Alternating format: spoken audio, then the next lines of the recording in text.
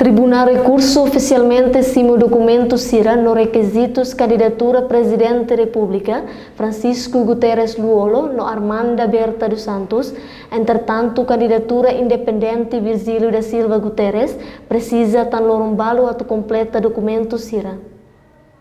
Segunda-feira, loron tolunulo racing ida fulan janeiro tina rihunrua ronulo racing rua, equipa sucesso candidatura Presidente da República Francisco Guterres Luolo no Armanda Berta dos Santos entrega documentos importantes para Tribunal Recurso e Hadili baseia para requisitos sira candidatura Presidente da República período rihunrua ronulo racing rua to rihunrua ronulo racing hitu. Entre documentos legais sira entrega mos cartão eleitoral Sia, husi candidatura Luolo, no Rihun Walu Racing, husi candidatura Armanda Berta dos Santos. Fernando Gusmão, representante husi candidatura Francisco Guterres Luolo, explica, documentos Siranebe entrega para Tribunal Recurso, baseia a lei eleitoral presidencial.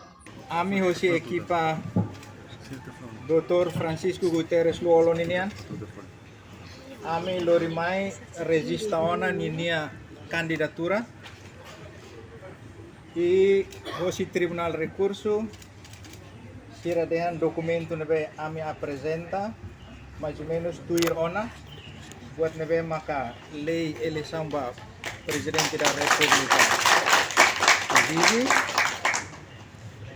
e primeiro ami lori carta declaração aceitação hoje candidato ninian, segundo carta designação ninia representante,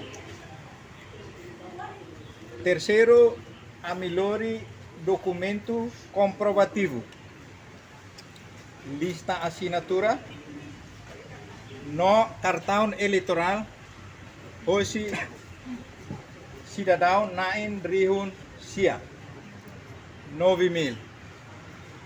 Dalam rumah maluk sira ya pergunta tan saída maka 9.000 dei.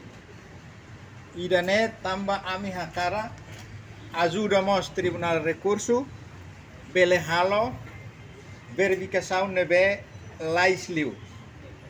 Mas documento nebe maka militante sira no povo toma entrega ba ami hamutuk rihun atus ida ruanulu resin 5.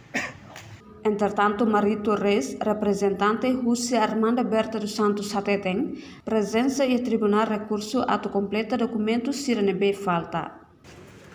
Nebe representa a candidata, mais completa documento nebe ma ia sexta-feira de ba, ita sedal completa, nema ohin ita mais completa documento nebe ma tuir nebe haruka.